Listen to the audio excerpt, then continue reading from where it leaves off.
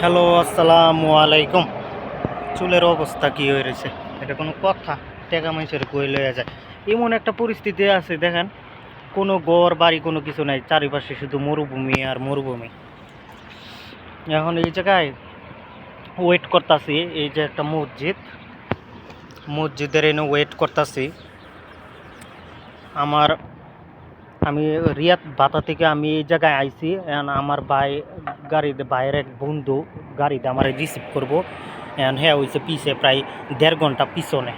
এর জন্য আর কি ওয়েট করতেছি। ঠিক আছে, এর জন্য ওয়েট করতেছি। আর আমার যে ড্রাইভার হ্যাঁ নামায় দিয়া গেছে, বাইরের লোকে কথা মতো কয়া যেন আপনি নামায় দিয়া যান, আমি আইসে লইয়া যাবো। কারণ হ্যাঁ যাবো আরেক দিক দিয়ে, আর ঢুকে যাবো বাইপাস দিয়ে। এটা কোনো কথা? এনে পয়সা ছিলাম মসজিদের এনে এক বাংলাদেশে, এই যে চা খাওয়াইতেছে এক আঙ্কেলে। ভালো মন্দ জিগাইলো, হ্যাঁ ভালো মন্দ কইলো আমার তেন। এই আর কি অবস্থা।